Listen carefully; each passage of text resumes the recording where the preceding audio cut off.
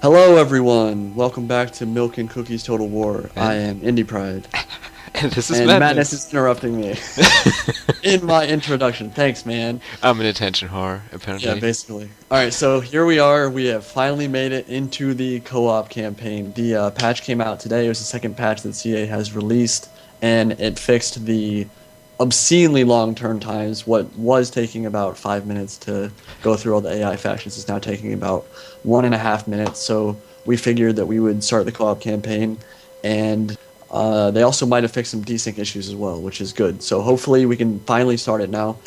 God knows how many views we screwed ourselves out of by not just pushing the co-op campaign out the door on release day. We probably could have gotten a lot, but we decided to wait until it was actually playable and fun to watch. So hopefully we can bring you some entertaining stuff. I don't think I've even introduced the factions yet. Nope. It's gonna be Egypt and Pontus. I will be playing as Egypt. My buddy Madness will be playing as the Pontic faction, and here we go. I'm excited. Like, I think Egypt's an absolutely awesome faction, probably my favorite in the game, and I think they have the best unit variety probably. So I was really excited to play them, and I've actually done a solo campaign for them. I haven't finished it, but I was enjoying the solo campaign for them, and I think Pontus and Egypt kind of fit nicely together. I think they're two factions that can go pretty well. Yeah. It would have been even better if I could have played the Seleucid Empire, but it's not out yet. I think it's going to come out in October, according to some official posts I've read. But we didn't want to wait even longer to start this campaign. And aside from that, I think Pontus is a pretty cool faction. Haven't actually paid enough attention to them in the first Rome Total War, and it should be fun to play them. And I like their visual style for some reason. I mean, they're yellow, which makes no sense to me, but Why doesn't that I make like it sense to for you? some reason. Well, I don't know. I wouldn't make my guys go to war in yellow clothing. I think, Fair enough. like silver or reddish or bluish looks better. I don't know why. I just think they're interesting and they have cool bronze shield pikes. I want to play them. And yeah, what are you going to do now? Well, I just expanded Alexandria, so I'll be building some. I believe I'm building a fishing port. Basically, I want to just get my economy going at the start, as in most campaigns, that's usually what you want to focus on: expanding your cities when you can, and building some economic buildings. I usually don't get, at least in my other Egypt campaign, I wasn't building military structures for a while. I felt like the low level military buildings were enough that you could expand pretty rapidly, and so I kind of just focused on that Alright. and consecrated ground in a couple settlements. I think will be enough to start it out with. And one thing haven't really been enjoying is the. I don't like how they did the generals in this game. Like, one thing I really loved about Shogun 2 was crafting the uh, the general how I wanted them to be made, and like I kind of got attached to generals, and they got chivalry and stuff over time. And a lot of that stuff is still in the game, but the problem with it is that I don't really get attached to them, and like they'll die and I won't even notice it, and they'll basically just replace him with another general that has like similar stats, and it's just not that. I Yeah. don't know. It doesn't seem that important to me. Your generals don't last a full campaign, as Yeah, they sometimes did in Shogun 2. You can't have one ruler see the end of the campaign. It just doesn't work. I mean, my And faction leader Ptolemy died in my other campaign in the first couple, like, not first couple turns, but maybe 25 turns in. Like, I barely even cared about the guy. I'd captured like 3 or 4 provinces with him. yeah, It kind of sucked. it does. So, okay, I'll expand both my cities. Let's look at that animation. Yeah, I actually like the animation that they added in. It makes the cities look really cool. Obviously, we're not that big. At least I don't let's, think they were that big, let's see. but it still Amasea looks is my awesome. capital, so I guess I'm gonna recruit people in this province, Eastern Spearmen. Oh god, I think I'm gonna have a crappy army, but we'll see. Okay, let's check diplomacy. I need a good target. Cappadocia. Good, good, good. So One thing I everybody, was wondering about was on some of these settlements like Carthage and Alexandria and stuff, when you attack them, like if you attacked Alexandria, would you see the lighthouse? You have further orders? Like, do the famous buildings that some of these cities have actually show up on in battle? I have no idea. I don't think I've ever fought like for Alexandria or something like that. And I don't think that'll probably happen this campaign either. We're playing on hard, but I was playing on very hard in my other campaign, and they didn't ever attack me. Well, let's hope they changed that behavior. That'd be interesting. Eastern Spearmen and Slingers. I definitely need some better recruitment buildings. What are my objectives? It's actually interesting. I have no idea if we... Oh! Together with your cooperative ally maintain 100 units in total. 50 naval units, 50 mercenary units. Oh, that's annoying. Those are really expensive. 120 settlements, 60 port settlements, 3 provinces. Oh, that's not too hard. I'm guessing it's because... How many total provinces? 120. Okay, together. Right. Which is what you normally have to do by yourself. Yeah, with Sparta I had to conquer 140 by myself. Well, yeah, they're a warring faction, so it kind of makes sense. Yeah. And I mean, it wasn't difficult. As soon as I had Thrace and all that territory together, it was just a walk in the park. Because as you said, people didn't attack me. Sorry. Instead, they would flee the capital, trying to get a new one, and on the way, I would catch, or either I would catch them and destroy them, or take their old capital, and they would just turn rebel and attack it and suicide themselves by doing it. Okay, so I interrupted you, I think. No, I interrupted you, I think. Oh, okay. But it doesn't matter. You are forgiven. We were laughing about it earlier, me and Manus. We were just saying, like, they probably put the 40% budget they had for Rome 2 that was bigger than Shogun 2. They probably put it all into the faction flags that you see at the top there. There's so many, and they're all so detailed, and it's nothing like Shogun 2. And we just thought it was funny that they put... I mean, like, I don't know if they're historically accurate or not, but they put a lot of time and effort into making those flags, I'm sure, because there's a lot of them, yeah, and they're detailed, too. It seems like every last faction of the 110 or 115 factions there are in the game has its own unique flag. Yeah. And some of the more unique ones I'm actually starting to recognize already, which is funny considering we have so many factions, and it took me forever, even in Shogun 2, to remember all of them. I do like some of the throwbacks to like Barbarian Invasion and stuff, though. Like, you see, I think the Roxolani were in Rome Barbarian Invasion, and there are a couple others that I noticed there as well. So the benefit that I have from starting out as Egypt is that I have an entire province to myself. So I got to issue the Bread and Games edict right off the bat. I don't know if that's the best one. It's just the one that I've been doing. It seems like getting better happiness for your guys and getting food are both nice things to have. All you really need is positive... Well, I don't know if income is the right term, but it works like income now. Yeah. Used to be that it's just one constant number that is directly affected by everything you do, and now it's gradual. You get or lose public order every turn, and it can go up to 100 or down to minus 100. Interesting change, and I think I kind of like it. And especially since you can just use military presence province-wide to suppress everybody at the same time, because it applies to the whole province at once. Yeah. You can use 4 armies to suppress the entire population. Let's see. I think it's important. I'm gonna scout out the Seleucids here. I want to make sure that... I assume they don't have any scary stacks right now. We're 2 turns into this campaign, but I'm still gonna check and see. They have how many provinces? 3? Not 3 provinces. 3 settlements. They have, I see, Tarsus, Antioch, Palmyra, and Tyrus. So that should be 4. And Palmyra, yeah, okay. Yeah, that's 4. And I actually have a client state as well. I think they start as my satrapy, the Cyprus, I think they do. I need to look at the... I'm still trying to get used to the new UI. Like, I got used to it. Like, it's not bad at all, but it's just different. Let's see, Cyprus. Yes, they are my satrapy, which basically means if I go to war with someone, they have to go to war as well.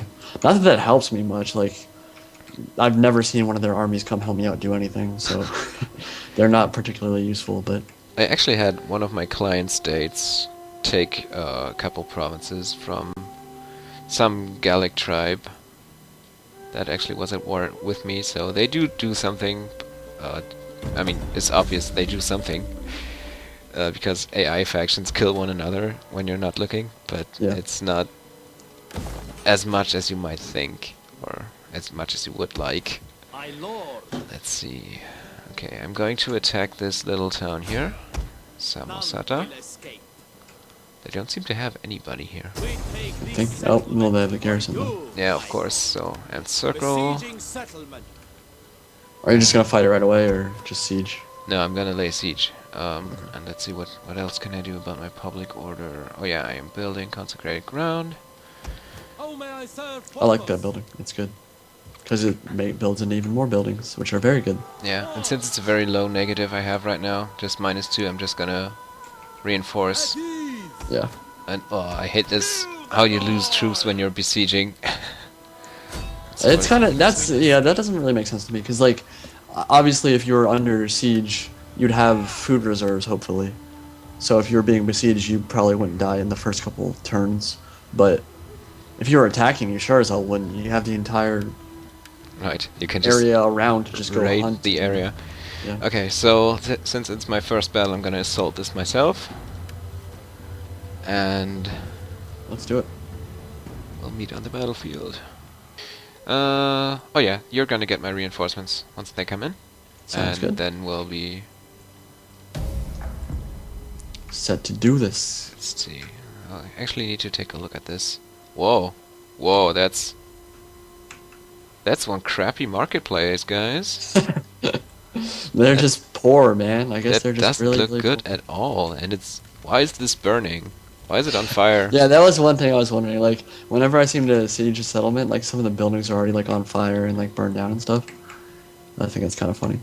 Okay, so these are yours now. Sweet. Treat them well. I'm not even close. Like, I have a long way to go. Yeah. I wish you could. Oh, you can attack from the back. It's just not super easy. You gotta go up that hill and come in from behind. If I think I'll it's do that. possible. And Oh, yeah, you there's can. there's another thing that running your guys through like marketplaces somehow just like trashes the entire place. Like they don't make any attempt to go around, Yeah. or they just like run through it and like they're so strong and they can literally like bust like entire wooden structures with like their arms. It's funny, yeah. It's a funny little feature. I wish they would add, like when you vault over fences and stuff in this game, you actually see the animation, but when you're running through like the marketplaces and it just like falls down, there's like no animation for that, and I think it looks a little goofy. Like they're so strong that they just literally like walk through wooden buildings. That's funny. Okay, work, wait, right? 400 points. Okay, so these guys with the axes are actually just hillmen. Oh man, yeah, this is Nothing special. But it would be weird if they had anything fancy right now. I mean, I don't have anything fancy. And They look even kinda though cool, it's though. a hard setting, it would be kind of weird. I'd be really scared to fight those guys. Honestly, I mean- like axes are just wicked. Yeah. In fact, I think if I was in a melee engagement period, I think axe is probably on the top of the list of things I'd be afraid of. That would just like, cause like it's the blunt force trauma pain, and then it's the slice you apart pain. It's got both aspects to it, and that's just no fun. Yeah, I would assume that getting chopped into pieces is not fun. I think you might be right. I think it's a fair assumption to make. What does bother me a bit is the fact that my general's bodyguard is a bronze shield pikeman unit. I thought that was like, you know, something I could recruit. I mean, maybe I can recruit You them. can recruit them. I hope You I just have to can. get better barracks, and I know for a fact that you can. Yeah, it's the exact same as multiplayer. Is that like the elite units for every faction can also be generals bodyguards as well. Yeah, it's because, you know, Royal Spartans, I know they're really strong. I had those with Sparta, but here, getting like a middle of the road pike unit. And I mean, Yeah. I like pike units, but Well, you get to choose, so you get to choose from some of your other. But basically, in general, Pontus has a lot of middle of the road infantry, middle of the road cavalry. They don't have elite anything really. But I think the advantage you have for a campaign is a lot like the bronze shields are not extremely expensive. So you're not going to be like breaking the bank trying to make those guys. Okay, let's take a look at them. Yeah, they do look good. Not as good as foot companions, but they're okay. Okay, so yeah, foot companions actually are one of the few pike units that actually seem to have their own unit style. Like they've got different horsehair crests and other things. One of these guys just went, ah, la, la, la. yeah, they do that sometimes. Are you walking or running? Jeez, I hit run already, and they ran for like 2 seconds, and then they started walking again. Like they're still doing it. Like they're still trying to hide. It's like, stop hiding. You don't have to be hidden. And the funniest thing of all is, yeah, they're not hidden because of some forest. They're hidden because of line of sight. So even when they run, they won't be seen. But yeah. The control scheme is set up in a way that still makes them walk by default.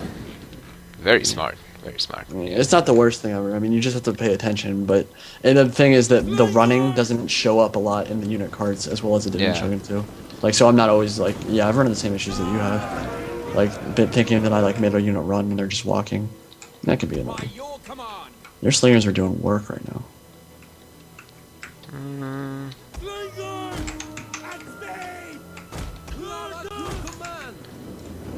Let's see. Are you guys gonna attack me? No. Nope. Okay, shoot him. Oh, it's just a mob. Just go forward and kill them with melee. Yeah. I want to see the bronze shields do this. Oh, they're running away. They're gonna get shot in the back though. Yep. Getting I'm really good at shooting people in the back. You should just go into the you should just literally go into the middle and just use your pikes and kill everything. Just get a bunch of close-ups because like they're gonna be able to kill the entire army, and you'll replenish next turn. So. Right, and it would take way too long. All LOL when your general dies. Yeah, well, I'm just great gonna way to start out the campaign. You know, I'm just gonna get a new one for free. Who cares? Yeah, that's true. Yeah, like I said, it's not. Move forward. Maybe cinematic cam.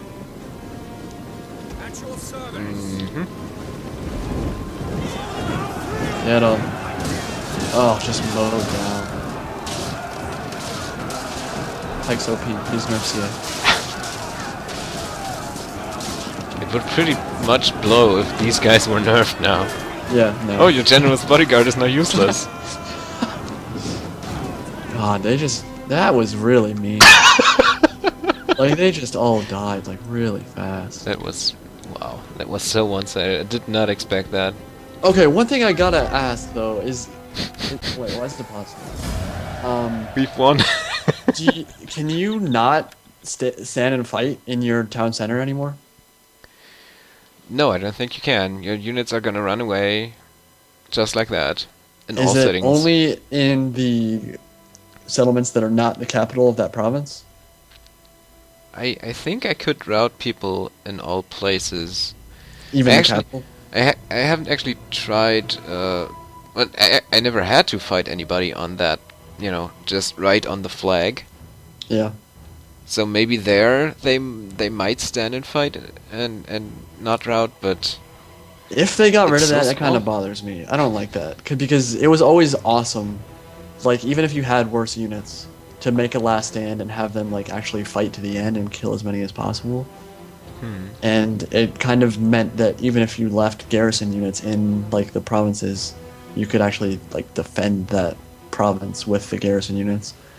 But now if they just route, it kind of sucks. Like I lost a couple of battles like that. Oh, slow-mo stabbing this time. Yeah, it's slow-mo for me too. I'm glad it's not me glitching out. That was awesome. Like I'm glad that wasn't slow-mo. That was sweet. Good stuff. First time I've seen it. Yeah. And I have, well, look at that. I have lost 0 people. I mean, I'm not surprised, dude. Like, bronze shield's OP. Well, that was mean. Alright, so what we haven't talked about is what our first plan is going to be. And what we had in mind was Pontus would expand southwards to the Seleucids, I would expand northwards to the Seleucids, and then the Seleucids would die, and then from that point on, we could focus on whatever front we wanted to with our armies. Right. And I don't know what we'd do after we kill the Seleucids, but that's probably not too many turns away, honestly. Yeah, I don't think it's gonna take too long. I'm almost at Antioch already. Like, I'm bordering on the Seleucids already at that spot. Now, all I need to do is take Masaka, and it's going to be... Huh? Oh, okay, someone doesn't have all his skill points. Oh yeah, and come on. I really don't see a big difference. What do cunning, authority, and zeal do in the battle? I always do authority. Like, for all my agents. Literally all of them. By sea or by mountain, I don't like that the same skill points come up every time you level up. I mean, I guess it was like that in Shogun, but you had an entire tree to pick from, and you saw where it would lead you to. What you would get, yeah. Yeah. And I actually forgot to do anything with my spy. Your eyes of the king. You suck. GG. Campaign's over. Can't win now. Man, they screwed it up. We've lost. What if we actually did though? You didn't move your spy, and you're just all of your settlements blow up. Obama comes in and just bombs them. Drone strikes my settlements. Thanks, Obama. Carpet bombs my capital. Oh god. Trade agreement with the Blemmies. Okay, that works for me. Maybe in some kind of horror DLC they might do that. I don't know. Or an expansion, add a feature that, adds like all kinds of different modern weaponry. The Obama Chronicles. The Obama clan. It chronicles, yeah. It chronicles Obama's excessive bombing of Middle Eastern countries. We're just messing around, by the way. We're laughing at American government in general, not just Obama. Yeah, sure. I mean, when did that start? What, us bombing Middle Eastern countries? Yeah, I mean, I grew up with it. It's always been present. It's always been happening. We've been interjecting ourselves in the affairs of other countries for centuries. Well, literally. The first time I think it really happened was with World War One, then World War Two, and no, we Spanish-American Civil War. Yeah, right. I it's true. I'm not really aware of most of the stuff that went down in South America. Yeah, there's we installed a bunch of dictators and stuff in America. Really nice. So that they would give us money and oil stuff. And, yeah, America's a bunch of douchebags. At least our government is. Our people are okay sometimes. I would assume American you are crap. okay. Yes. We're not going to make this too political, but I think Obama bombing settlements in a Rome 2 campaign would be pretty funny. It would be hilarious. A bunch of settlements just went to war. Or not settlements, factions. And I'm making some money. So actually the first thing I'm going to do is, with my stack in Alexandria, I'm going to go to Paraitonian. However you say that. Where? It's right next to Alexandria. I'll probably take that province. Okay. But I'll be making another stack in Jerusalem.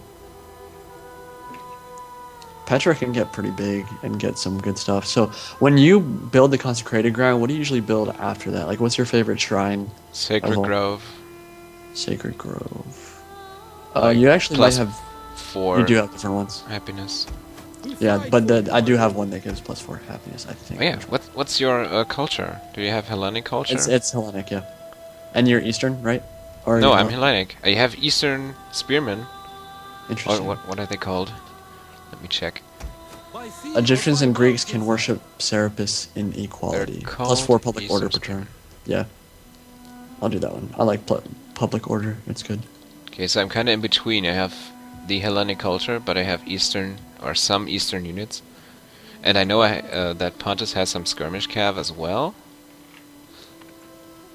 So it's, yeah, it's very much a jack of all trades kind of faction. And I would love it if you could end your turn so I can build stuff. Shh, I'm doing things, bro.